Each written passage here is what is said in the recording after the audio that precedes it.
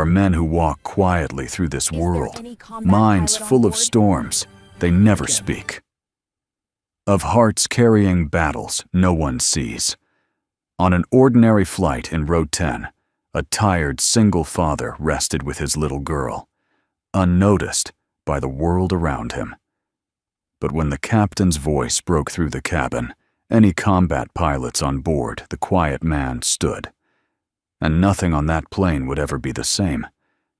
Before we begin, if stories of courage, kindness, and quiet heroes speak to your heart, we warmly invite you to subscribe to our channel.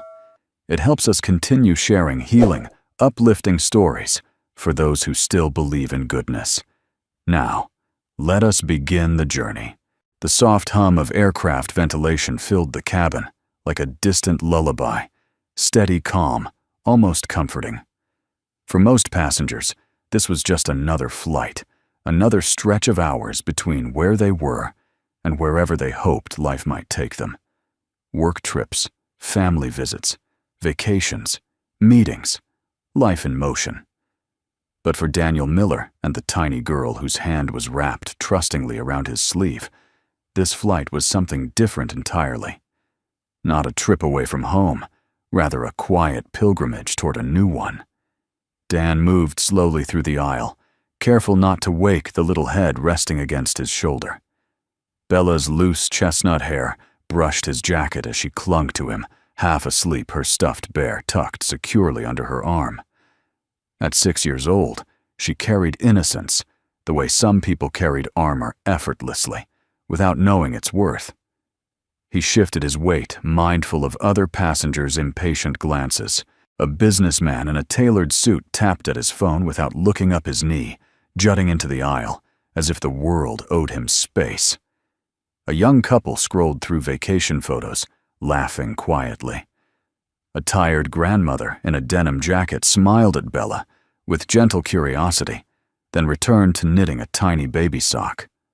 Row 10 seats C and D, Dan murmured to the flight attendant as he approached. She pointed gently. "Just there, sir. Need any help?" He shook his head. Voice soft. "We're okay. Thank you." It was not just his tone.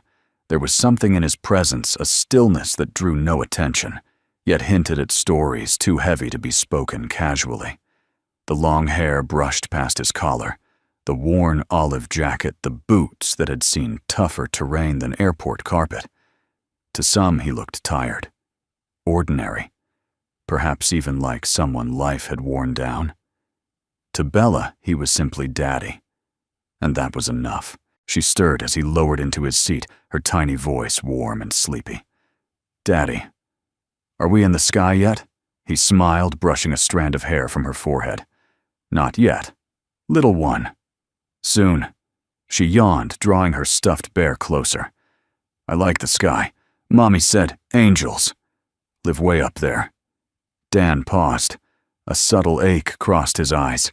Fleeting private swallowed almost as soon as it surfaced. "Yes, sweetheart," he whispered. She did. Across the aisle, a woman in a crisp white captain's uniform walked the cabin with a clipboard.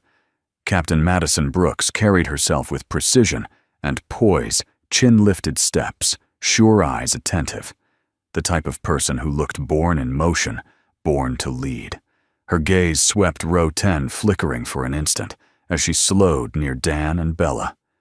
Something about him tugged at her memory, perhaps the quiet posture, or the way he shielded Bella automatically when a bag shifted overhead. Or maybe it was the gentle tenderness that didn't quite fit the rugged edges he carried. She didn't stare long, just a second, a heartbeat, but long enough for Belle to notice. The little girl lifted her head, eyes sparkling with curiosity. "Hi," she chirped, wiggling her fingers in a tiny wave. Madison's expression softened into an unexpected smile. "Hello there. Are you going to fly us?" Bella asked, voice bright and unfiltered. Madison chuckled quietly. "Yes, I am, and I promise to do my best." Bella nodded solemnly, as if this were a sacred pact. "Do you fly really high, like where the angels are?" The question hit Madison like a sudden wind gust. An invisible pause brushed across her face. Her hand tightened slightly on her clipboard. "That's a very sweet thought," she replied softly. "Maybe not quite that high, but high enough to see the sunlight dance on the clouds." Bella seemed satisfied. Dan, however, caught the subtle flicker in the captain's eyes, a flash of something tender and wounded. He recognized it too well. Pain knows pain, even when disguised behind polished buttons and confident posture. "Buckle up, sweet girl," Madison added gently before moving on, her professional expression sliding back into place. Bella settled in, humming to her bear as she clicked her seatbelt. A row behind a voice muttered loud enough for others to hear. "Kids on airplanes. Unbelievable." Dan didn't turn. He simply placed a hand over Bella's small fingers and exhaled slowly. No anger, no reaction, only quiet. "Daddy," Bella whispered, "are we going to see the ocean in Florida?" Tweebly replied, "Warm sand, big sunshine, a fresh start. And Mommy will see us from the sky?" "Yes," he said again, though his voice threatened to betray the ache beneath it. "Mommy always sees us." The plane's chime sounded as passengers settled. Madison's voice flowed through the speakers, crisp yet warm. "Ladies and gentlemen, welcome aboard Flight 203 to Tampa. We expect a smooth flight with a bit of weather on the route, so please keep your seatbelts fastened while seated." Dan leaned back, closing his eyes for a moment. Each breath felt like adjusting to a world he hadn't planned to return, to a world away from bases, call signs, radio static, and the roar of engines under strain. A world without the woman who had grounded him when the sky had been his battlefield. Now the world for him was this: Bella's tiny hand in his, steady and warm, and a mop and bucket waiting at the end of each day. A janitor, a father, quiet, unseen, but alive. And for now that was enough. Bella peeked up at him again. "Daddy." "Yes. Do angels like airplanes?" He smiled faintly. "I think they like watching people fly. It reminds them that we're always trying to reach something higher." She nodded in sleepy agreement and leaned against his arm. Outside the window, sunlight touched the edge of the horizon, painting the cabin in a gentle golden glow. Around them, passengers scrolled phones, adjusted suits, tucked blankets, or complained quietly about legroom. No one knew. No one guessed. To them, Dan was nobody. Just a tired dad. Just another traveler. Just another quiet life passing through the sky. But clouds hold secrets. And sometimes the quietest seats carry the souls with the loudest battles behind them. And soon, everyone on this plane would discover that truth, whether they were ready or not. The engines rumbled to life, a deep vibration running beneath the souls of every passenger as the plane taxied toward the runway. Conversations lowered, screens dimmed, and seatbelts clicked with finality. Dan smoothed the edge of Bella's blanket over her lap, tucking her safely into the small sanctuary their two seats formed. Bella pressed her cheek to the window, breath fogging the glass. "Daddy, look, the wings are waking up." Dan smiled softly. "They are, just like morning birds." She giggled, clutching her stuffed bear as the plane gained speed, wind rushing, louder engines roaring like distant thunder. Then, with a gentle lift, almost a sigh, the aircraft rose from Earth, carrying souls and stories upward into a boundless sky. Bella gasped, eyes widening. "We're flying, we're really flying." "Yes, sweetheart," Dan murmured, gaze softening. "We are." Behind them, a businessman loosened his tie and frowned, tapping irritably on his armrest. His Rolex glinted, his expression didn't. Brandon Cole had the air of a man accustomed to control of schedules, negotiations, and the behavior of people in his orbit, which perhaps explained why the innocent voice of a child unsettled him. Bella hummed lightly, making her bear look through the window. Brandon exhaled sharply. Unbelievable, he muttered. Parents need to keep their kids quiet. Dan turned slightly. Not confrontational, not defensive, just calm. She's excited. It's her first time seeing the world from above the clouds. Brandon scoffed. Trust me, sir. Some of us are trying to rest. I didn't pay for a playroom in the sky. Before Dan could respond, Bella blinked up at the businessman, her voice gentle. I'm sorry I made you upset. The man paused, surprised. Dan rested a hand softly on Bella's shoulder. You're not doing anything wrong. Bella nodded, though her little shoulders dipped slightly. Quiet apology lingering in her eyes. It would have been easy for him to harden in that moment, to let pride flare or ego defend. But Dan never raised his voice, never squared his shoulders in challenge. Instead, he simply offered a calm nod and turned back to Bella, whispering something that brought her smile back like sunrise after a cloud. Grace quietly wielded often disarms louder tempers. The plane leveled off sunlight spilling through the windows. Captain Madison Brooks walked down the aisle again, checking latches, scanning faces. Her steps paused just a moment when she reached row 10. Bella sat up straighter. Hi again, flying lady. Several nearby passengers chuckled. Even Madison's composed facade softened.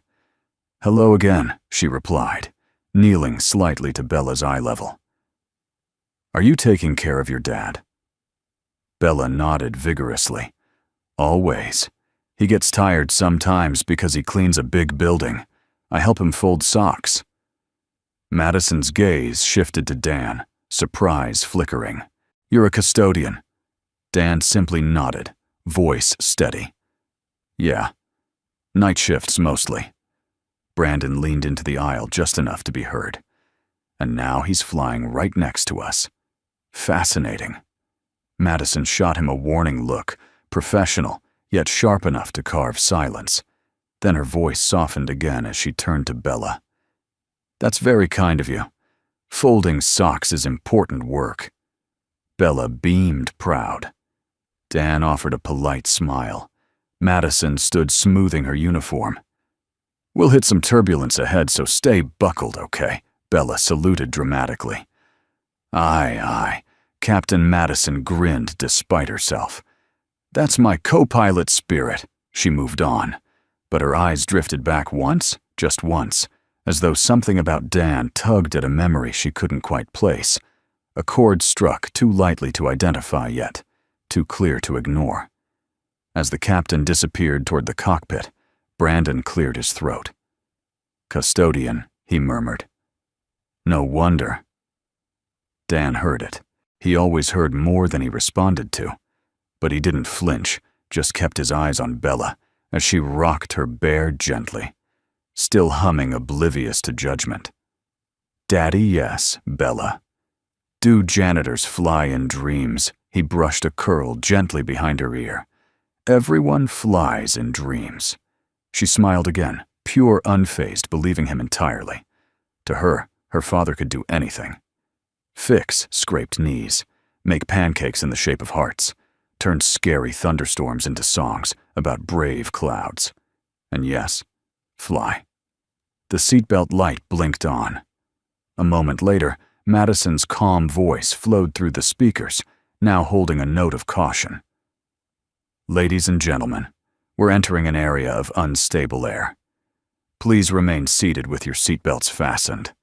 A shudder rippled through the plane, gentle at first like a shrug. Bella gripped Dan's arm, eyes widening but trusting. It's okay, he whispered. Just the sky stretching. But turbulence has a way of shaking more than aircraft. It shakes people, their nerves, their illusions of control. Brandon tensed, visibly clutching his armrests, jaw tight. Suddenly, Bella began softly singing, voice innocent and sweet. Twinkle, twinkle, little star. Dan looked at her gently. Maybe hum instead, sweet pea. People are a little nervous. She nodded and switched to a gentle hum. Her voice was a fragile thread, but it held calm, like a lantern in a dark room. Brandon stared straight ahead, knuckles white. Dan leaned slightly toward him, not intrusive, just present. "You okay?" Brandon blinked, startled by the kindness. "I don't like flying much." Dan nodded. "Most people don't." Silence. Then almost begrudgingly, Brandon whispered, "How is she so calm?" Dan glanced at Bella. A soft memory flickered in his eyes. "Because she believes she's safe." Bella looked up, then catching her father's gaze, trust so pure, it felt like a blessing and a burden all at once. "Daddy keeps me safe," she said simply. "Always." Brandon swallowed hard. Something in that truth, delivered with such certainty, pulled at places within him he didn't admit existed. The plane jolted again, sharper this time. Gasps rippled through the cabin. Coffee sloshed. A suitcase rattled overhead. But Dan stayed still, calm, grounded, steady, as if turbulence belonged to another world. His hand rested lightly over Bella's, just a little bump peanut. The skies saying hello. She giggled softly, tension dissolving. Around them, some passengers stared, not at the turbulence, but at Dan. The quiet strength of a man who looked like he had already faced storms, far fiercer than this. Quiet doesn't always mean small. Sometimes it means surviving enough noise to choose silence. Outside, clouds thickened, turning the view into a soft gray curtain. The plane trembled again, but held. It always held for now. Bella leaned against Dan's arm, whispering tenderly to her bear, "Don't worry. Daddy knows how to fly through bumpy places."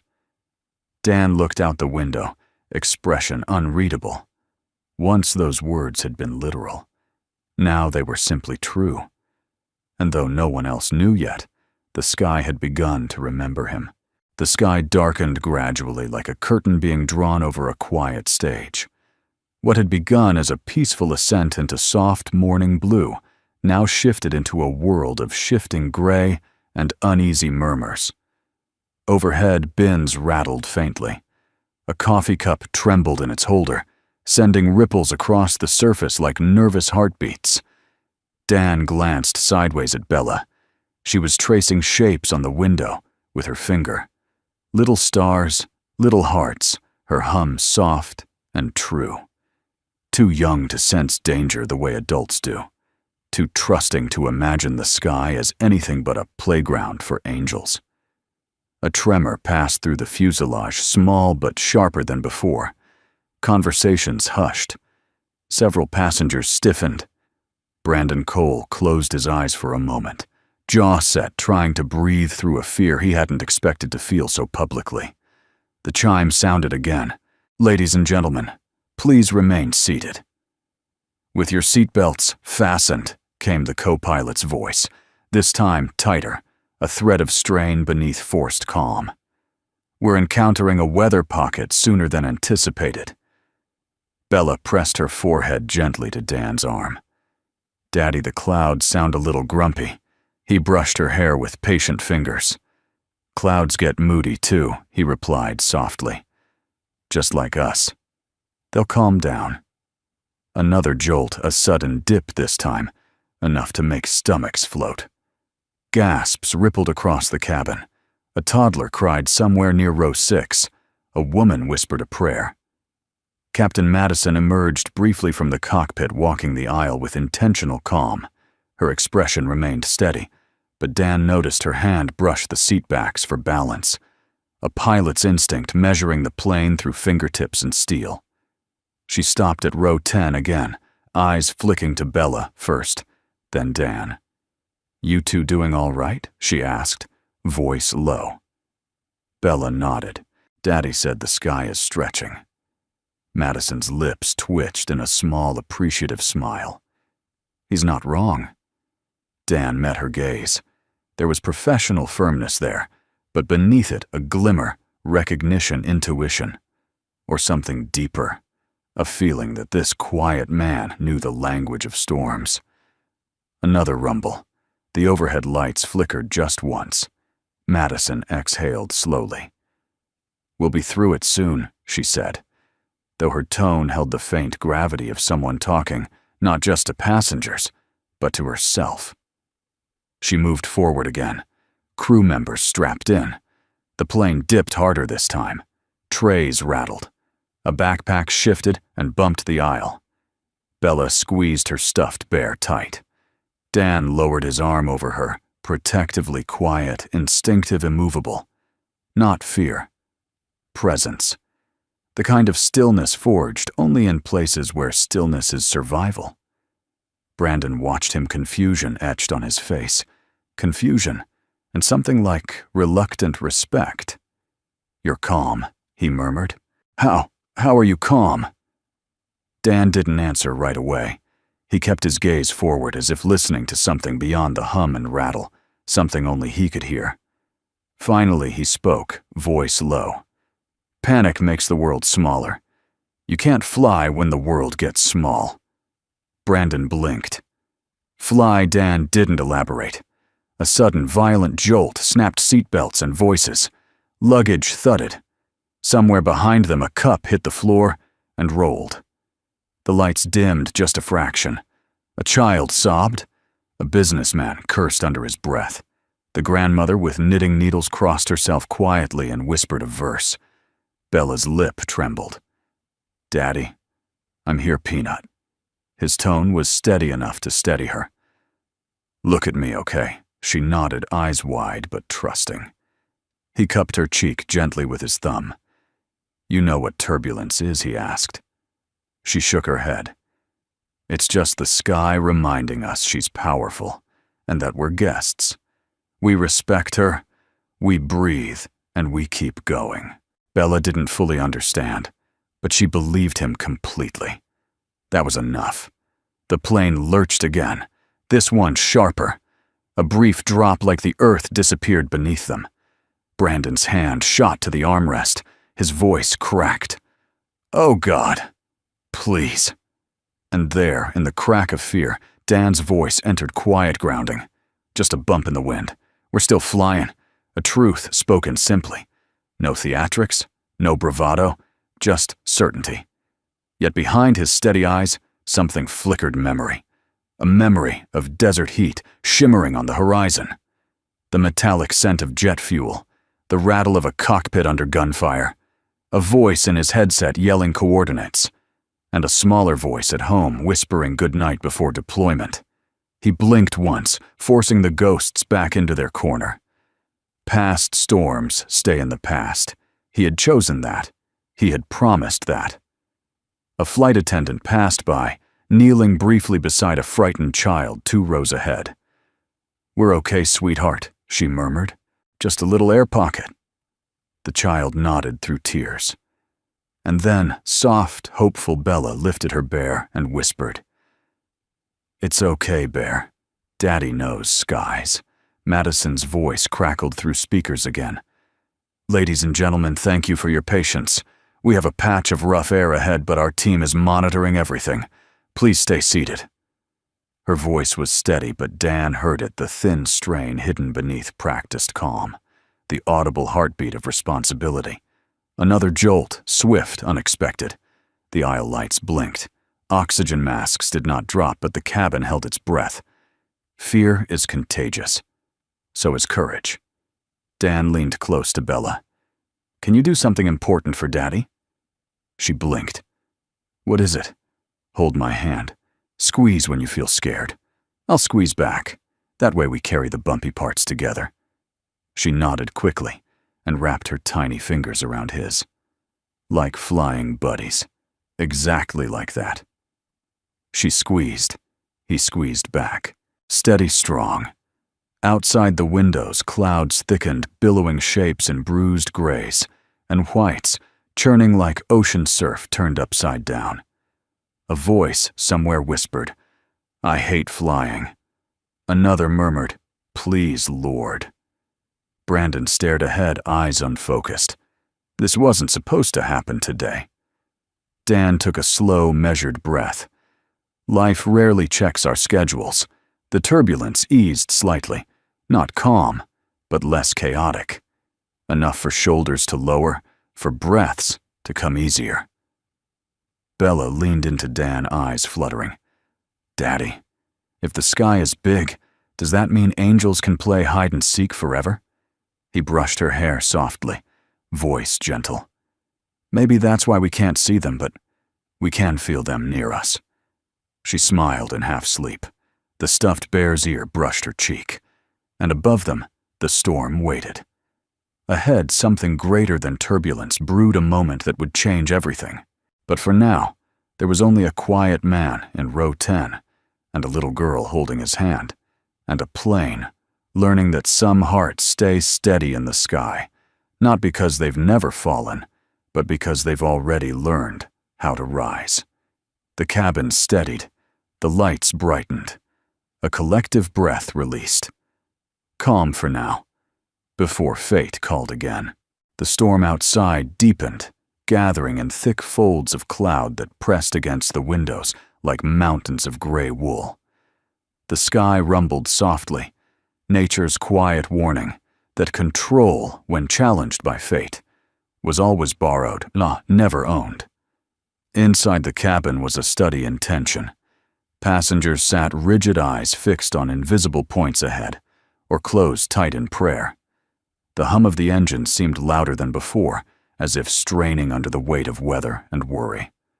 Overhead lights glowed steadier now, but fear clung to the air, quiet, heavy human. Bella curled into Dan's side, small fingers still wrapped around his hand. She whispered to her bear, "It's okay. Don't be scared. Daddy's here." Dan tucked a loose strand of hair behind her ear. "You're doing great," he murmured. "Braver than the storm." She nodded, sleepy but comforted. To her, danger was softened by her father's presence. To her, safety had a heartbeat. It was the steady rhythm beneath his quiet calm. Then it happened. A sharp chime cut through the cabin. Not the usual tone of announcements, but something sharper, urgent. Heads lifted. A ripple moved through the seats. Dan's gaze sharpened, instinct rising like an old reflex. The cockpit door burst open. A young flight officer appeared, breath tight, face pale. His voice trembled despite training. Is there a doctor on board, or he swallowed, eyes wide? Anyone with medical experience? The captain! He collapsed. Gasps erupted. A woman in seat 5 covered her mouth. Brandon stiffened, color draining from his face. Someone whispered, "Oh, Lord." The cabin attendant rushed forward to assist, but the announcement wasn't done. The officer's voice cracked again. Louder now. Raw panic leaking through professional veneer. "We need medical help immediately." A man in a gray sweater unbuckled quickly. "I'm a nurse," he called, rushing forward. Others made space. Anxious hands lifting, guiding him toward the front. Dan watched. His breath remained even, eyes locked, not on the panic, but on the door left ajar, a brief glimpse into the cockpit's dim glow. A rhythm of alarms chimed faintly from within. Familiar. Terrifying. Ancient in his bones. He closed his eyes for half a second, just enough for memory to stir like dust in a sunbeam. A base runway at dawn, the hum of engines waking from sleep. A voice calling him, "Dust hog," hand steady on a throttle. Responsibility heavy as the horizon. Daddy, Bella whispered, sensing the shift in him. "Is someone hurt?" He nodded gently. "They're getting help." The storm nudged the plane again, a firm shove from nature, and a few passengers yelped softly. Overhead, the speaker crackled. The co-pilot's voice came through thin, strained, afraid. Folks, please remain calm. We're working through a situation up front." A pause, then a sentence that cracked the world open. "If there are any experienced pilots on board, military or commercial, please make yourself known to the crew immediately." Silence. Ice cold, complete absolute. A moment in time where hearts stopped, not because the engines faltered, but because fate had spoken aloud. in the voice of a frightened young aviator. Bella blinked at Dan. "Daddy, they need someone to fly." Her voice wasn't panicked, it was a child's simple understanding, pure and clean. She believed solutions existed because her world had been saved before by the gentleness of one man's hands. Her small fingers squeezed his. "Daddy, they need help." Dan inhaled slowly, breath-filling lungs trained in another life. His heartbeat did not race. It settled steady deep, as if the storm outside bowed to the storm within. He looked around. No one moved. Passengers stared wide-eyed at each other, waiting, hoping anyone would stand. Brandon glanced up and down the aisle, face pale, voice barely a whisper. "There has to be someone." Right. The grandmother clutched her knitting, whispering a prayer for a miracle. A young mother held her toddler tight, rocking gently, tears forming at the edges of her eyes. No one rose. No one except the little girl in seat 10C, who gently tugged on her father's sleeve. "Daddy," he looked down at her. Those eyes, pure trust, pure belief, were the same eyes his wife once had when she looked at him in uniform, proud and terrified all at once. The same eyes he saw in the mirror on the day he hung up his wings. "I don't want to be scared," Bella whispered. "You don't have to be," he replied. He squeezed her hand. Then he unbuckled his seatbelt, quietly, steadily, without announcement or ceremony. A few passengers stared. One murmured, "Sir, what are you doing?" Dan stood tall, not tall in height, but tall in presence. Bella looked up at him, admiration sparkling like sunlight on glass. He leaned down, brushed her forehead gently, and whispered, "Daddy promised to keep you safe. That means everyone here stays safe, too." She nodded, tears resting like pearls on her lashes. "Be careful, Daddy." His voice caught just slightly, almost imperceptible. "Always." Then he turned, walked into the aisle. Steps calm, back straight, shoulders level, not rushing, not seeking attention, simply answering a call that the sky itself had seemed to send. A few passengers gasped softly. Brandon stared, bewildered. The flight officer saw Dan approaching, hope flickering in his frightened eyes. "Sir, are you a pilot?" Dan's answer was quiet. "I was. No chest thumping. No claim. Just truth. I need to help." The young officer hesitated only a second, before nodding vigorously and stepping aside. "This way." Dan glanced back only once. Bella sat cupped in a halo of window light, hands pressed to her stuffed bear courage, trembling in her small shoulders. He gave her a tiny nod. "I'm here. I always come back." Then he disappeared into the cockpit. The door closed behind him. And in row 10, a little girl whispered to her, "Bear, Daddy's gonna help the sky." A woman across the aisle, eyes wet, whispered back without fully meaning to speak, "No, sweetheart. He's going to save us." Outside, thunder rolled. Inside, fate began to shift. The quiet man had stood, and the sky remembered his name.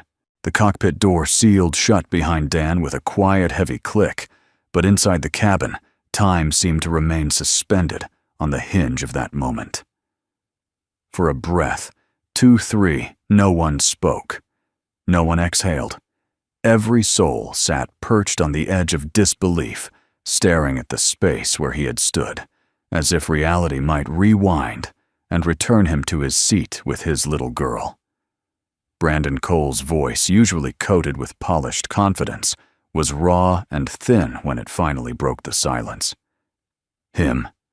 That guy you're telling me a janitor is going to fly this plane." No one answered, perhaps because no one had the answer he wanted, or perhaps because deep down they sensed truth before logic caught up. Fear rarely leaves room for imagination. But hope sometimes sneaks in through cracks fear never sees. In seat 10C, Bella held her bare against her chest and stared at the cockpit door with solemn determination. Tears made tiny prisms in her eyes, but did not fall. Her lips moved silently, words of encouragement or prayer, the line between them thin as a whisper. Brandon raked a trembling hand through his hair. He's going to get us all killed. A cane tapped, a slow, steady sound, firm as a heartbeat. An elderly man stood frail in body but not in spirit. His hair was silver, his uniform jacket old but dignified, worn with the quiet pride of someone who once bore the weight of command.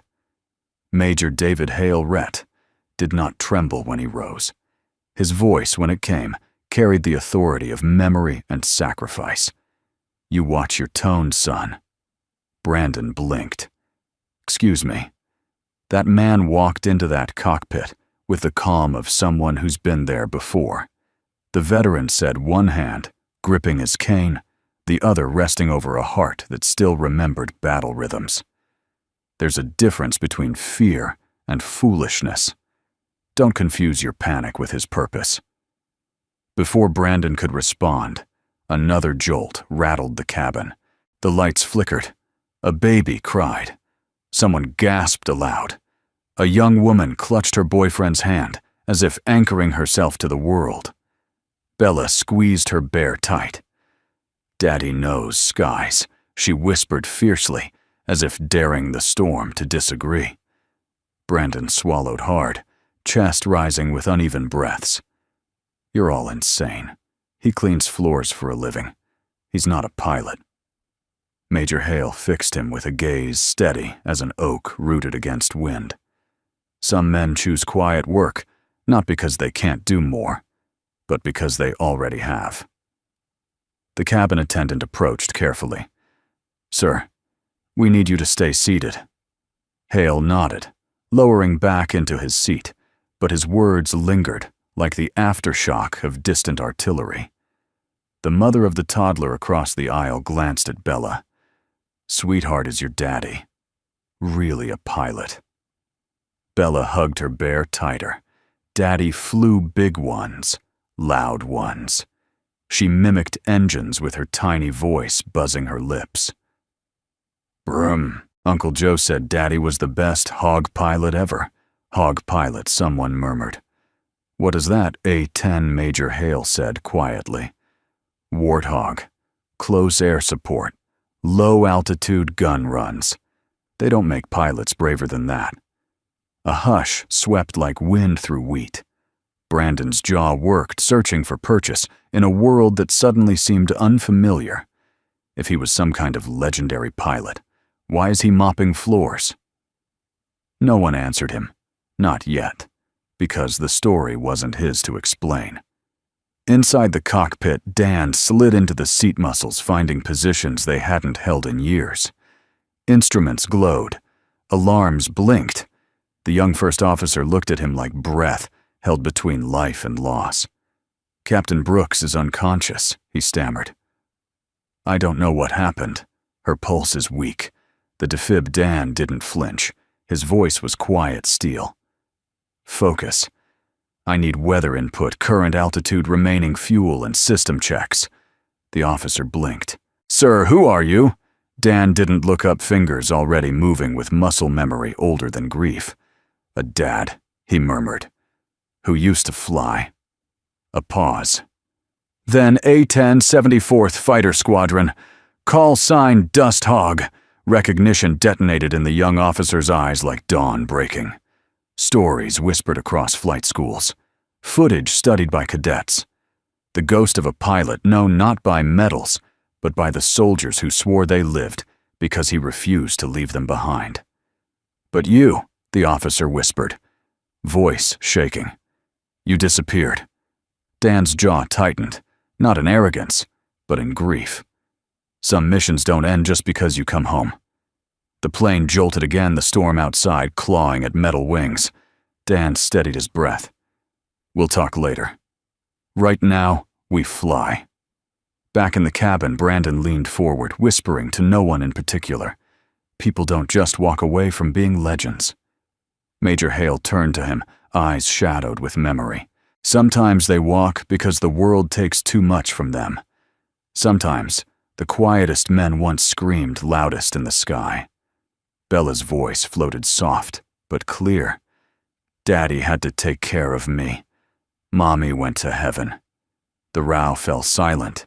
Even Brandon froze, remorse flickering behind his fear. A tear slipped down Bella's cheek, but she didn't wipe it. Daddy says flying hurts when someone you love isn't waiting when you land. There it was. Truth unvarnished, delivered not through medals or salutes, but through a child's simple ache. The turbulence eased for a moment, as if even the sky bowed its head. Major Hale reached out, gently touching Bella's hand with his weathered fingers. Your daddy didn't disappear, sweetheart. Heroes don't vanish. They just rest where the world can't see them. Bella sniffed, tiny chin trembling with pride, not sadness. Daddy always comes back. Brandon stared at the cockpit door, guilt settling in his features like dust after impact. I didn't know. Most people never do, the grandmother whispered. Knitting paused in her lap. The intercom clicked. Silence. Then not the voice of panic from before, but a tone calm enough to breathe again. Ladies and gentlemen, the young officer said steadier. Now we have an experienced pilot assisting us. Please remain calm. He didn't say the man's name, didn't reveal who sat behind that door. But calm rippled through the cabin like dawn through fog. A light hand rested on Bella's shoulder. The mother across the aisle smiled softly. Your daddy's very brave. Bella nodded, wiping her cheek. He says bravery is quiet. And row 10 believed her, because the sky had asked any combat pilots on board, and a janitor had stood. Quietly, steadily, as only someone who once flew through fire could. Inside the cockpit, the storm's roar pressed against steel and glass like a living thing. Rain hammered the windshield in wild streaks, the sky outside twisting with wounded fury. Warning lights blinked in sharp red pulses, and the aircraft shook in uneasy shudders as though uncertain of its own strength. Dan settled into the left seat, not with swagger, not with nostalgia, but with a quiet acceptance, like someone picking up a violin they once played to survive a winter. His fingers brushed the yoke. The leather felt different, modern civilian, but the weight never changed. The responsibility, the sky's unspoken pact. Earn every second you stay alive. The young first officer glanced nervously at him. His hands trembled as he worked through systems. We lost autopilot momentarily. It's back, but unstable. Captain Brooks, she collapsed during descent prep. I tried to call for guidance, and Dan lifted one hand, not to silence him, but to steady him. Breathe, son. What's your name, Lieutenant? First Officer Riley. Evan Riley. He swallowed, ashamed at the stammer. You military, Dan asked, eyes scanning instruments. ROTC. Evan whispered. Didn't finish flight track. Went commercial. Dan nodded. Then you know one thing already. What's that, sir? Fear means you still care what happens next. That's good. We'll use that. The younger man blinked, breath catching as if he'd been handed a rope in a flood. A soft groan came from the cabin doorway. A flight attendant guided Captain Madison Brooks inside, pale and unsteady, but conscious now barely. She leaned against the panel, hand-braced eyes struggling to focus. Captain Evan breathed relief, and fear tangled. Madison's gaze moved blurry at first, then sharpening like a camera lens snapping into perfect focus. And when her eyes landed on Dan, actually saw him, it happened.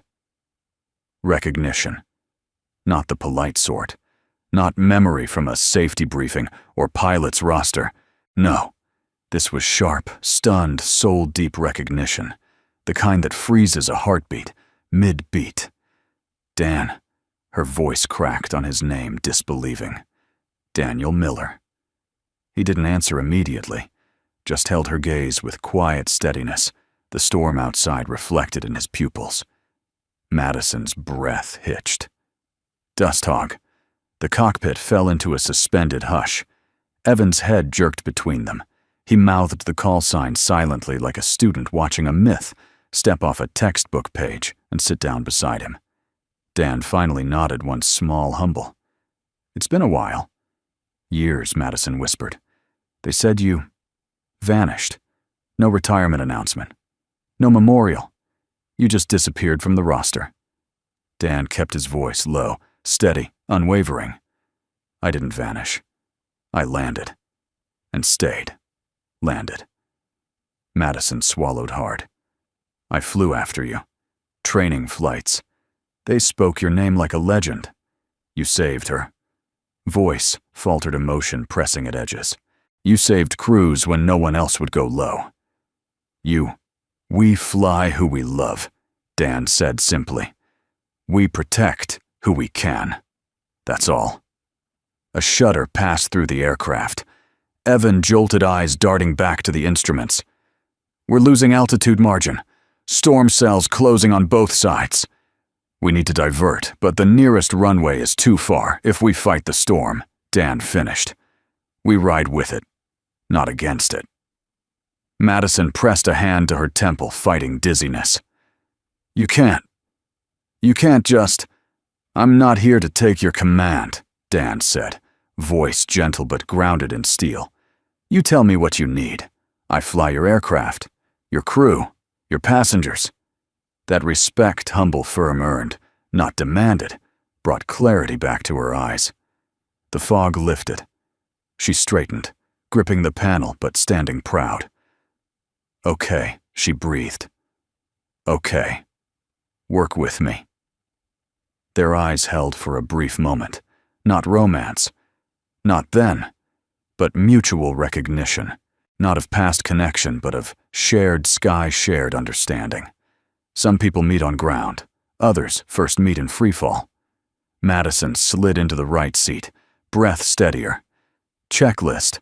Storm penetration settings. We keep speed steady. No abrupt inputs.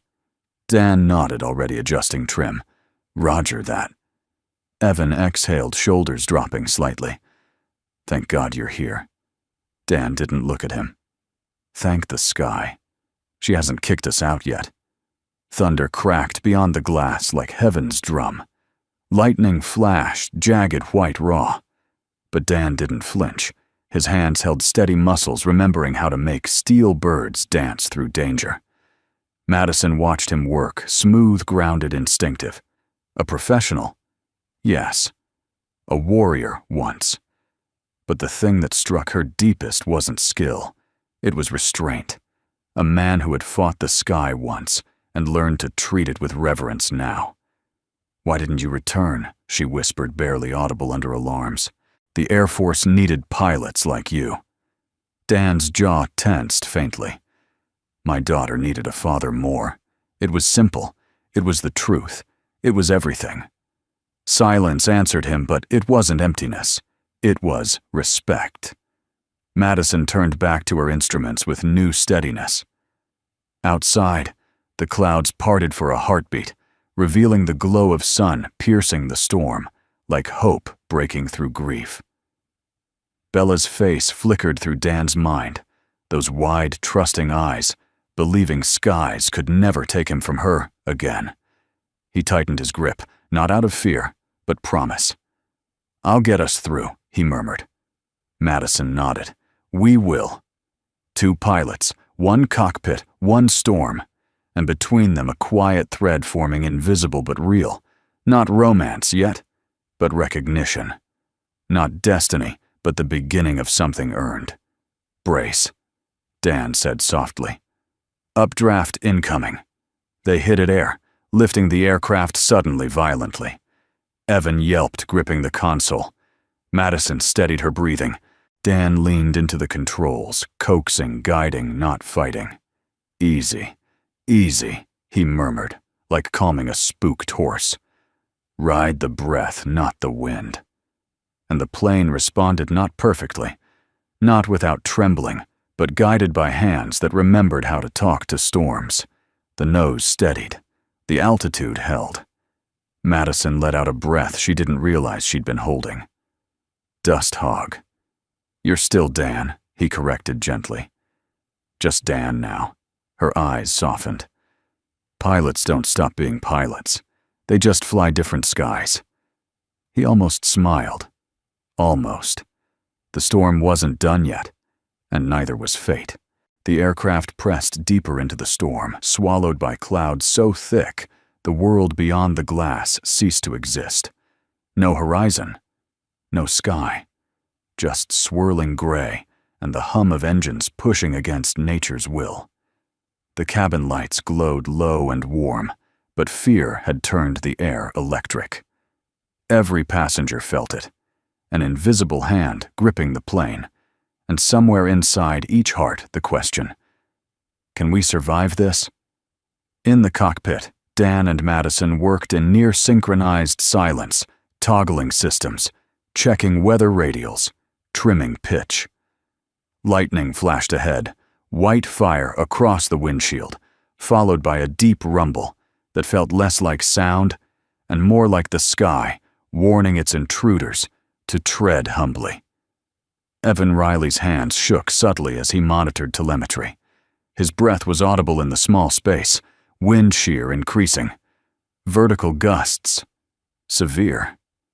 We stay smooth, Madison said, her voice a tight anchor. No reactive yoke inputs. Let the air settle before we. A violent jerk cut her off. The plane dropped hard. Gasps and screams burst from the cabin. Luggage thudded overhead. A coffee cup flew splattering like dark rain across the galley wall. Evan flinched. Madison grabbed the armrest. Dan's jaw hardened, but his hands did not waver. Hold attitude, he murmured. Trust the wings.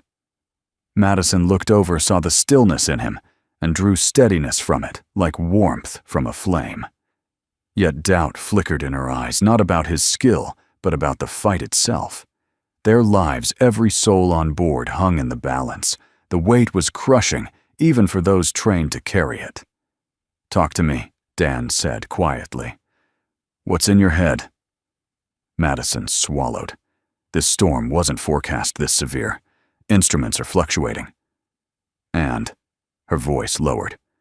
If we lose another system, we won't, Dan said calmly. Fear anticipates failure. Focus anticipates survival. Her gaze lingered on him, searching his face. Does anything shake you? He didn't answer immediately. Outside wind howled against aluminum like a wolf against a locked door. Finally he spoke. Everything shakes me. The trick is learning to shake without falling. Madison breathed in deeply. Something inside her steadied. Another jolt, less violent this time, rattled them. Evan exhaled shakily. Sir, you talk like a philosopher, not a pilot. Dan adjusted the rudder trim a fraction. After enough flights, they become the same thing. In the cabin, panels vibrated. A baby cried. Someone whispered Hail Marys into trembling palms. Flight attendants strapped in and traded quick, tight nods. Professional faces stretched thin over human fear. Brandon Cole gripped both armrests, face pale sweat gathering at his temple. Why aren't we climbing out of it? He muttered, voice breaking. Why aren't we? Why aren't they doing something? The elderly veteran Major Hale turned his head slowly. They are doing something. They're flying through hell so we don't fall out of the sky. How do you know? Brandon choked. Hale's eyes didn't waver. Because I've seen that look in a man's eyes before. The kind of calm that only comes from having already survived his worst day. A woman across the aisle covered her mouth, tears in her eyes. God bless whoever's up there. Bella sat small but steady, clutching her bear, rocking gently, like she was soothing it rather than herself. Her voice was a soft hum broken at times by small quivers, but returning like hope, refusing to quiet. Finally, she whispered, "Daddy." The grandmother beside her offered a fragile smile. "He can hear you in here and in there, sweetheart." Bella nodded, as if she understood the secret language of love across distance. Her voice lifted just a little. "Daddy always comes back." And some hearts steadied hearing that, because sometimes courage trickles from the smallest voices. Back in the cockpit, rain hammered harder. The storm seemed to pulse alive and unpredictable. Dan's left hand flexed once not fear, but memory of an old injury, nerves tingling like ghosts of metal and shrapnel. Madison noticed. "Your arm." "Temporary weakness," he said quietly. "Not failure." She nodded, but her chest tightened.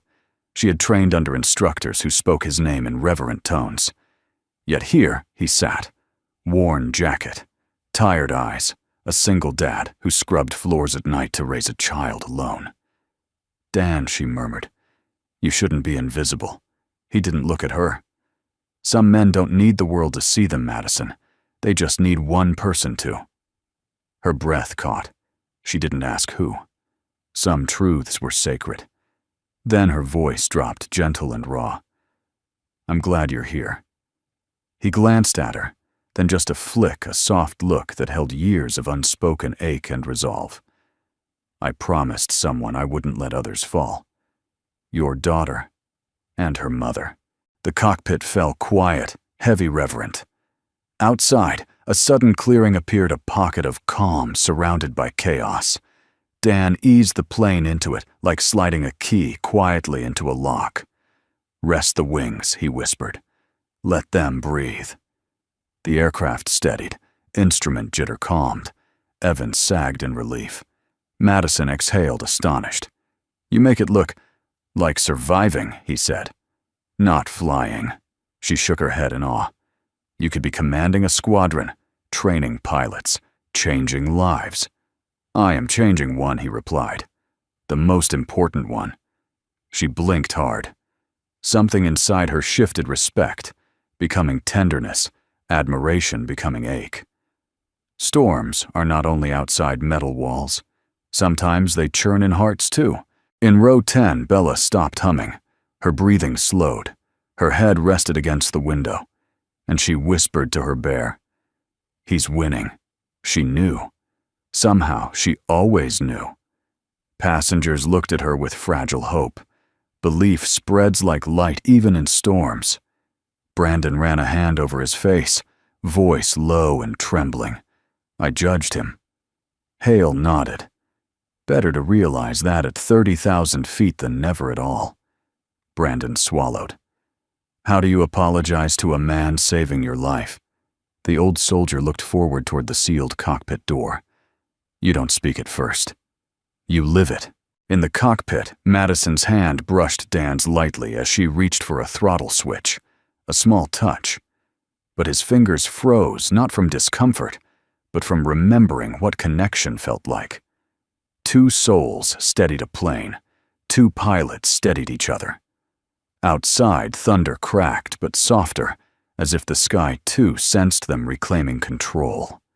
Madison whispered, barely audible, "When this is over, tell me how you learned to carry storms like that." Dan's eyes stayed forward, hands steady on the yoke. "When this is over," he said quietly, "I'll tell you how to survive them." Outside, the clouds churned like a restless sea. Lightning flashed in jagged streaks, illuminating a sky torn between fury and surrender. Wind sheared across the wings with hungry teeth, and the aircraft trembled, not failing, but fighting. Inside the cockpit, alarms pulsed, quietly persistent reminders that fate had not yet decided which way to turn. Altitude stable at 22,000. Evan reported, voice steadier now, but still threaded with awe. Storm cell ahead intensifying. Madison's eyes scanned radar. "We can't climb. We can't outrun it." Dan nodded, his grip firm, measured. "So we go through." Evan swallowed. "Sir." With respect, manual flight through a storm cell, is what happens when autopilot can't think fast enough, Dan finished gently. And storms don't wait for courage. The younger pilot fell silent, not in fear this time, but in respect. Madison shifted her oxygen mask aside slightly, voice low.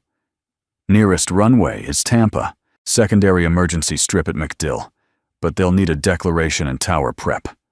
Dan didn't hesitate. We're landing. Manual approach. Evan blinked. Manual. In this, Dan's voice held no bravado, just truth shaped by memory. Steel was meant to fly. Humans were meant to decide. Madison met his eyes, their shared understanding flickering between them like a spark refusing to die. Let's bring them home. But even heroes bleed, and even the sky demands payment for safe passage. A sudden clunk shuddered through the aircraft, deep gutting mechanical. Warning lights flared amber. Evan's head snapped up. Engine 2 torque fluctuation. The right engine wailed a metallic groan that felt like a heart straining under too much weight. The aircraft dipped and rocked hard. In the cabin, screams erupted again. Trays rattled. A laptop crashed to the floor. A water bottle rolled the length of the aisle, hitting a seat leg and spinning like a coin debating its fall. Bella jerked awake, small body tense. "Daddy," she whispered, eyes wide with fear. She tried so hard to swallow. A flight attendant knelt by her, instantly voice soft, despite rattling nerves. "He's right up front, sweetie. He's helping keep us safe." Bella clutched her bear tightly. "He always does." Major Hale leaned forward, voice quiet but certain. "Your father's flown worse skies, little one. He'll get us through." Brandon bowed his head into his hands. "God, please." Even disbelief prays when steel shakes in storm hands. Back in the cockpit, Dan steadied the throttle, compensating manually. "Engine's not lost. It's stressed. We treat it like a wounded soldier, support it. Don't force it." Madison breathed, deep voice, taut but trusting. "Okay, flap prep, fuel balance, approach path." They worked like two halves of the same decision, different rhythms, same heartbeat. Sweat beaded on Madison's temple. Every instinct warred with training, then surrendered to it again. "Why didn't you come back?" she whispered between checklist items, not prying but aching to understand. "A pilot like you." Dan didn't answer immediately. Instead, he trimmed pitch eyes, scanning every reading like scripture. When he spoke, his voice carried weight, not sorrow. When she died, he said there was no sky left worth flying. Madison's breath caught not pity, but recognition. "Your wife." "My world," he acknowledged softly. "And after her, there was only my daughter. Flying cost me one family. I refused to let it risk the other. There was nothing to say to that." She didn't try. Instead, she placed a quiet hand near his on the throttle, not touching, just near a silent vow of presence. "We'll land together," she said. Dan nodded once. Together. In the cabin, oxygen masks dangled loosely above heads, not deployed, but swaying menacingly. A toddler whimpered. A teenage boy squeezed his mother's arm. Someone whispered psalms. Bella rose to her knees, little hands pressed together, not out of fear, but out of faith she hadn't yet learned to question. "Please," she whispered, eyes toward the front, "help Daddy fly again. Help skies be gentle." The simplicity of it softened spines hardened by terror. The woman beside her whispered, "Amen." Brandon turned, eyes wet. "Kid, your dad, he's really doing this." Bella nodded, chin trembling, but voice firm. "Daddy always comes back." Even Major Hale blinked rapidly. Memories of younger soldiers, steadier skies flashing behind old eyes.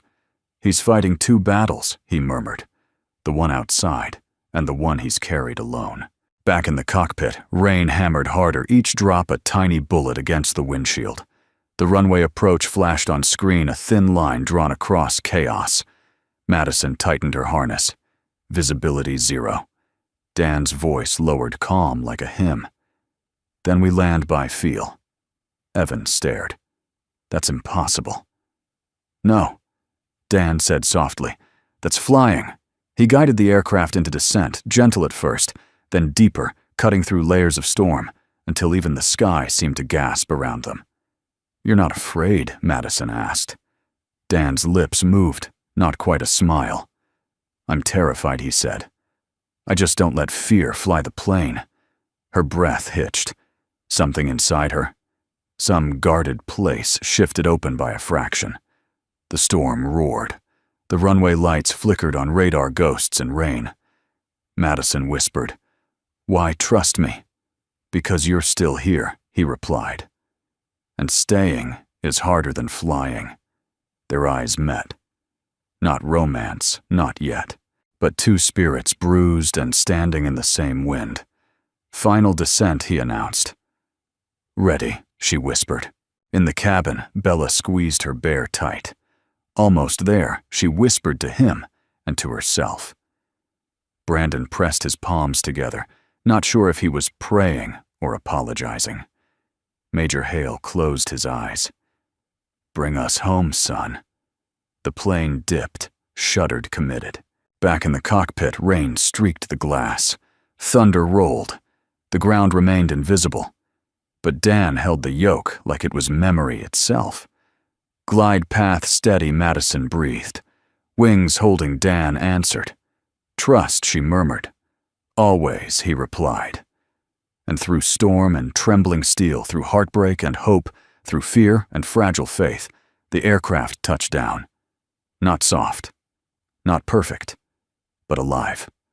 Tires screamed, metal groaned, bodies jerked in belts. And then silence, a breathless, holy silence. They had landed, and for a moment no one moved. No one spoke. The world felt paused, suspended on the thin edge between disaster and miracle. Dan exhaled slowly. Madison closed her eyes, a tear escaping relief, awe, gratitude. "You did it," she whispered. Dan shook his head, voice soft. "We did." Rain fell in silver sheets outside the aircraft, streaking the windows like tears shed by the sky itself. Emergency lights flashed along the runway as first responders raced forward. Sirens wailed in the distance, but inside the plane there was only stunned silence, a silence too full to break. For one suspended breath, no one understood what they had survived. Then the realization sank in like dawn, rising behind heavy clouds. They were alive. Gasps turned to sobs. Prayers shifted into shaky laughter. Strangers clutched one another with trembling hands, and some just sat, frozen, caught between disbelief and gratitude. Bella was already unbuckling herself. She bounced to her feet, bear in hand, hope and joy overflowing like a child who had never doubted the world could be saved. "Daddy did it," she whispered, eyes shining. "He really did it." The grandmother next to her squeezed her little hand. "Your father." "Sweetheart, he didn't just fly, he carried us." Bella nodded firmly. "He always does." A flight attendant sniffed back tears and wiped her eyes. "Ladies and gentlemen, please remain seated until the crew confirms." Her voice wavered. She took a deep breath, steadied. "Until the captain confirms the aircraft is secure." But inside, everyone already knew the truth. The plane wasn't secure because of a system or protocol. It was secure because a quiet father in row 10 had stood when no one else could. In the cockpit, Dan eased his hands off the controls muscles, trembling not from fear, but from release. Flying had always been fighting, and trusting in equal measure. And faith was what brought metal down gently when Sky tried to take it. Madison inhaled deeply, pulling her oxygen mask off. Relief softened her face, making her look almost younger. She placed one hand over the instrument panel, an unspoken prayer of thanks. "You flew like the sky still knew your name," she whispered. Dan rested back against the seat, eyes closed for a moment. "Wings remember," he said quietly, "even when we try to forget." Her gaze stayed on him, studying not the legend she had once admired from afar, but the man worn at the edges, gentle where the world expected steel, carrying wounds without letting them speak louder than his purpose. "You never stopped being a pilot," she murmured. He opened his eyes, meeting hers. "I stopped being everything so I could be a dad." Madison swallowed emotion tightening her throat.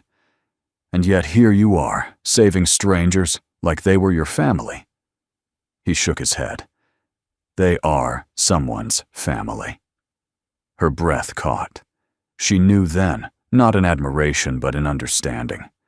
This wasn't a man who flew because he loved glory. He flew because he could not bear the thought of others falling. In the cabin, emergency crews approached from outside. Through raindrops, silhouettes moved with urgency, flashlights cutting through gray.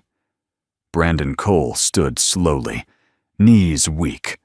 He looked toward the cockpit door, shame and awe clashing inside him like thunder meeting earth. "I judged him," he murmured. "All that time, I judged him." Major Hale nodded with solemn pride. "Most heroes don't look like heroes until the world asks them to rise." Brandon's voice cracked. "How do you face a man after you've misjudged him like that?" "You face him the way you should have from the beginning," Hale replied. "With humility." Bella was already bouncing in place, small hands clenched around her bear. "I want Daddy." And then the cockpit door opened. Dan stepped out, not triumphant, not radiant, not a conquering warrior, but tired, humble present. His hair was damp with sweat, jaw tight from concentration, eyes soft with relief. For a heartbeat, no one moved. Then Bella launched from her seat with the force of hope made small and fast. Daddy Dan knelt just in time, arms open, catching her as she collided with pure love. "You came back," she breathed, hugging him fiercely. He pressed his forehead to hers, voice breaking with something wider than pride. "Always." Passengers watched them, some wiping tears, others holding hands over their hearts. It was not just a reunion, it was proof. Heroes don't always wear uniforms when they save the world. Sometimes they wear exhaustion, humility, and the weight of a promise to a child. Madison stepped out behind Dan, steadying herself. Her uniform was slightly wrinkled, her hair loose from stress, but her expression held warmth and gratitude. One by one, passengers began to applaud. Soft at first, then louder. A wave of emotion crested and broke across the cabin. Applause mingled with sobs and cheers, a symphony of thanks. A middle-aged man stood and saluted. A woman clasped her hands like prayer. Someone whispered, "Thank you," again and again, unable to stop. Brandon approached slowly. Guilt etched into his face. "Sir," he began, voice unsteady. "I was wrong about you." Dan looked up at him gently, still holding Bella. "Fear makes us all say things we don't mean." Brandon shook his head. "No excuses." "I'm sorry." Dan extended a hand not to shake, but to rest briefly on Brandon's shoulder. "Tomorrow's another chance to be someone better." Brandon swallowed hard and nodded, tears breaking loose. Outside, camera phones were already up. The world outside the cabin began to take notice, lights focusing phones, recording, hands pointing. A viral moment being born. But Dan didn't see them, didn't care. His world was one small girl with tear-stained cheeks and the unbroken trust of a child who believed her father had saved the sky. Madison watched quietly, emotion glimmering in her eyes. Not the awe of a trainee recognizing a legend anymore, but the tenderness of a woman seeing a man who had once fallen from the clouds only to rise again where it mattered most. To his daughter. to strangers who would remember this day for the rest of their lives, to himself. Outside, rain continued to fall, but inside something brighter began to rise. Hope, quiet, steady, earned. The world greeted them not with chaos, but with awe. Beyond the jet bridge, lights flashed and radios crackled. Emergency personnel hurried forward, but not with panic. Their strides held purpose, not fear. They had expected casualties, catastrophe, tragedy carved across metal. Instead, they found a miracle wrapped in rain. Passengers filed off the aircraft, slowly hushed, reverent, some holding hands, others wiping their cheeks as if trying to brush away the strange blessing of still being here. Dan carried Bella in one arm, her tiny fingers curled in his shirt. She clung to him, not in fear, but in pride, her head resting on his shoulder like she belonged nowhere else. He would have carried her, even if his arms shook with exhaustion. Especially then. Madison walked beside them, pace measured, but presence commanding. Not from rank, but from dignity earned. Her hair was damp against her cheek. Her uniform wrinkled her eyes red from adrenaline and emotion. Yet she carried herself with a grace born from survival, not perfection. Reporters alerted by passenger live streams had already gathered. Security held them back, but microphones stretched outward like hungry hands. Questions flew like hail. "Sir, are you really the one who landed the plane? Is it true? You were a military pilot? What's your name? Are you a commercial captain? Why haven't we heard of you before? What happened in the cockpit?" "Sir, please one comment." Dan shifted Bella's weight, gently adjusting her against his chest. She yawned, curling into him with complete trust. He brushed her hair back with his thumb and looked forward, not answering a single question. He had flown into storms and walked through heartbreak. Noise bounced off him like rain off steel. Major Hale emerged behind him, leaning on his cane like a retired lion, surveying a world younger than his scars. A reporter shouted toward him, "Sir, you served right. Can you confirm the identity of the man who landed the plane?" Hale fixed her with a gentle but firm stare. "His identity isn't yours to claim, but his impact, we all just lived it." And that was enough to silence even the hungriest microphone. One by one, passengers stopped near Dan, not because cameras told them to, but because their hearts did. A mother placed her hand over her chest, eyes glassy. A businessman bowed his head in silent thanks. A college kid muttered, "Dude, you're unreal," in a voice reverent as prayer. Brandon approached last steps, slow humility stitching his posture together. "Dan," he said quietly, "I don't know how to say thank you without sounding small." Dan looked at him, eyes soft, but contained. "You don't need to say anything." But Brandon shook his head. "Yes, I do." He swallowed. "When I saw you sitting there, I judged you by the world's standards. Money, clothes, job, appearance." His voice cracked. And I was wrong. Dan shifted Bella, who now blinked sleepily at Brandon. "Most of us forget who we are sometimes," Dan said softly. "Life reminds us when it matters." Brandon exhaled a breath that sounded like repentance. "If there's ever a day I can repay the good you gave us today." He paused. "I hope I recognize it in time." Dan offered a small nod, not acceptance as a gesture of power, but forgiveness as a gift freely given. Bella looked up at Brandon and whispered, "It's okay. Daddy says everyone's learning." Brandon laughed through his tears. "He's right." He stepped aside. Now only Madison remained. She watched Dan with a quiet that wasn't uncertain it was full. Full of emotions the storm had churned up and laid bare. Full of respect. Full of wonder. Full of questions she didn't need him to answer yet. "You could have told them," she murmured. told them your name, your rank, what you've done. Dan shook his head gently. Today wasn't about who I used to be. She exhaled. Most people spend their lives trying to prove themselves. Her voice softened. You don't even try. He glanced down at Bella, his anchor his compass. I already know who I am. Madison followed his gaze, her throat tightening. She's lucky. Dan's voice lifted quiet but unshaking. I'm the lucky one. Silence stretched between them, not awkward, not heavy.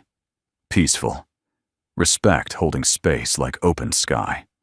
Madison nodded slowly. I'll be in touch. FAA will need statements, and I'd like to check on her. She gave Bella a soft smile. Bella waved sleepily. You're a good sky lady. Madison laughed softly, blinking hard. You be good for your dad. She's the good one, Dan murmured. I don't doubt it. Madison's voice warmed an ember catching light. Then she stepped closer, close enough for sincerity, not spectacle. Dan, the world may not know what you did today, but the sky does. Her voice trembled just slightly. And so do I. He didn't flinch away, didn't romanticize it. Just let the words settle. Thank you, he said, simple and true. She nodded once, meaning it more deeply than she had ever meant a salute. Get her home safe. As long as I breathe, he answered. And he meant every syllable. He walked toward the exit. Bella asleep in his arms, the world parting before him, not out of reverence, but out of gratitude. People made space not for a hero, but for a father who chose love over glory, purpose over praise, second chances over second chapters of war. He stepped into the gentle Florida rain, the kind that didn't threaten, but cleansed. Bella stirred. Daddy, yes, Peanut, did we fly good? Dan kissed her hair. We flew exactly how we needed to. She nodded, satisfied, and drifted back to sleep. Behind them, cameras continued to roll, but for the first time in a long time, Dan didn't feel chased by memory. He felt led by hope. The sky had seen him. The world had glimpsed him, but the only audience that mattered was safely in his arms. He didn't rise again today because he missed the sky. He rose because a little girl needed to land, and because sometimes flying isn't about leaving the earth, it's about returning to it. The storm was a memory, now traded for sunlight filtering through palm leaves, and the hum of cicadas drifting across a quiet Florida neighborhood.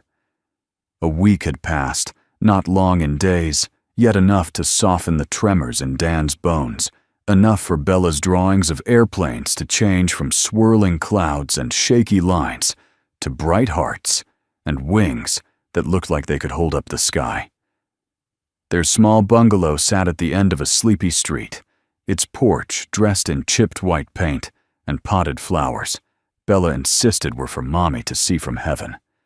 Wind chimes whispered above soft and hopeful notes, carried by breeze instead of fear. Inside the kitchen table bore humble signs of evening macaroni bowls, apple slices, a coloring page half finished with exuberant strokes of purple crayon. Bella sat cross-legged on her chair, swinging her feet as she hummed to her bare chin, tipped up in a quiet. Peace only children and healed soldiers could wear. Dan washed a pot at the sink. Sleeves rolled up, the faint scent of soap and warm pasta filling the room. His movements were slow, not with fatigue, but with savoring. The kind a man has when he has seen days darker than night, and now refuses to rush through the gentle ones. Daddy Bella called voice bright as sunlight. Yes, Peanut. Do angels eat macaroni too? He smiled. They might, but I think they prefer seeing you enjoy it. She beamed. I ate extra, so Mommy's happy. Dan's hand paused in the dishwater breath, hitching not in pain but gratitude. She is, he whispered. She'd be so proud of you. A knock sounded at the front door. Bella hopped down immediately, Bear dragging behind her. Is it Grandma or pizza? We don't get pizza on non-Fridays, but maybe it's a special day. Dan laughed softly. Hold on, let Daddy see. He wiped his hands on a towel and crossed the small living room. When he opened the door, sunlight poured in and framed her. Captain Madison Brooks stood on his porch, not in uniform. In jeans, a simple blouse hair, loose and gently curled at the ends. Without her captain's stripes, she looked younger, softer, still strong, but with a kind of warmth that wasn't allowed in cockpits and command rooms. She held a small model airplane in her hands. A-10 Warthog, painted carefully. Loved into existence. Bella gasped. The Sky Lady Madison laughed, kneeling to Bella's height. Hi, sweetheart, she offered the model gently. I brought something for you. Bella hugged her bear with one arm, took the plane with the other, eyes wide as constellations. It's Daddy's plane. Dan blinked, stunned. You didn't have to, Madison looked up at him. I wanted to. Bella held the model like treasure. We should name it, Captain Sparkle. Hog, Madison grinned. That's officially the best aircraft name ever. Dan shook his head, but his eyes softened, crinkling in a way they hadn't in years. Come in, please. Inside the home felt small, but warm, like safety measured in laughter and refrigerator magnets instead of square footage. Madison took in photos on the wall, Bella at the beach, Bella in pigtails, Bella asleep on Dan's chest while he still wore his janitor vest and boots. There were no medals, no certificates, just love. And that weighed more. She spotted a frame turned inward, face hidden. Dan followed her glance, expression pausing for a heartbeat. He flipped it around. A woman smiling, wind in her hair, hand on Dan's chest like she belonged there, like she always would. Madison nodded, understanding deep and immediate. She looks kind. She was everything Dan said, voice quiet, not breaking, but reverent. And she's still here, just in different ways. Bella climbed onto the couch holding her bear, and the new airplane narrating a soft adventure between them. Bear, do you want to fly? Don't be scared. Daddy taught me skies are big enough to feel safe and brave. Madison watched her with a thawing heart. She feels safe. Dan glanced toward Bella, pride warming him from inside out. She carries the world like it's gentle. I follow her lead. Madison studied him, not the pilot, not the legend whispered in flight halls, but the man. The one who chose floors and buckets over medals and speed. The one who'd rather hold a child than a call sign. You know, she said softly, most people spend their lives trying to fly higher. You learned when to land. Dan exhaled slowly. I spent long enough chasing the sky. Now, I chase mornings like this. Madison nodded. And you deserve them. A pause, light, cautious, hopeful. Would you like to stay for dinner? Dan asked. It's not fancy. But Bella can teach you the very official Dan and Bella meal blessing song. Bella perked up. Yes, it goes, wait, I can't tell you, you have to sing it. Madison laughed, eyes shining. Well, how could I turn that down? Bella clapped, jumping once like joy couldn't sit still. Yeah. Tonight we have chicken bites, Dan chuckled. Chicken nuggets, Bella. Nah, Daddy. Nuggets are boring. Bites means they bite back. Madison leaned close, whispering conspiratorially to Bella. I like bites better, too. Bella beamed. A new ally won. Dinner was simple. Laughter wasn't. The meal blessing song involved clapping whispered giggles and a solemn declaration that food tastes yummier when hearts are nice. They ate. They shared small stories. Madison laughed in a way she hadn't since long before the skies tested her. Dan watched Bella dip carrots into ketchup with reckless abandon and felt peace wrap around him like a warm blanket. Outside, evening settled. Fireflies blinked. The world breathed soft. After dinner, Madison stood. I should go before it gets too late. Bella hugged her tightly. Come again, or Daddy will be sad. Dan raised a brow. Will he? Bella nodded, serious. His heart is learning to fly again. Madison met Dan's gaze. Something unspoken passed, gentle, promising, patient. I'll come again, she said quietly. They walked her to the porch. The sky was painted in soft pinks, and gold like forgiveness, and hope had brushed it by hand. Rain-washed air smelled like beginnings. Madison lingered a moment. Dan. Yes, she tucked a hair behind her ear. Not everyone finds a second horizon. You did. He looked toward Bella, who spun slowly in the yard, catching fireflies in invisible jars. She's my horizon, and she's lucky you chose land over sky. Dan turned back to her. Maybe some skies aren't gone. Maybe they just change shape. Madison smiled softly. Maybe. She stepped down the porch, steps, paused, returned halfway, and asked in a voice touched with vulnerability. Dan, do you think someone who spent their life flying could ever learn to land as beautifully as you? Dan held her gaze, eyes tender and steady. I think he said quietly, everyone deserves a soft landing. And sometimes, we learn it together. Madison breathed, heart unfolding like wings, no longer afraid to rest. Good night, Dan. Good night, Madison. She walked into the fading light. Bella tugged his sleeve. Daddy, yes, Peanut. Did we get a new sky friend? Dan lifted her into his arms, pressing a kiss to her forehead. I think we might have. Bella smiled sleepily. Then angels are smiling. Dan looked at the sunset, gentle and full, like life had finally remembered him. Yeah, he whispered. They are. And in a small home with chipped paint and warm hearts, a quiet hero stood not above the clouds, not seeking applause, but holding everything that mattered. Sometimes the bravest thing a man can do is land, and sometimes love waits right where he touches ground. Before we say goodbye, I'd love to hear from you. Where are you watching from today? Our community stretches across states, countries, and hearts, and every comment feels like a little light along the journey. If this story touched you, even just a little, we warmly invite you to subscribe to our channel. Your support helps us keep sharing gentle, uplifting stories, stories that honor quiet strength, family, and the everyday heroes among us. Thank you truly for spending your precious time with us.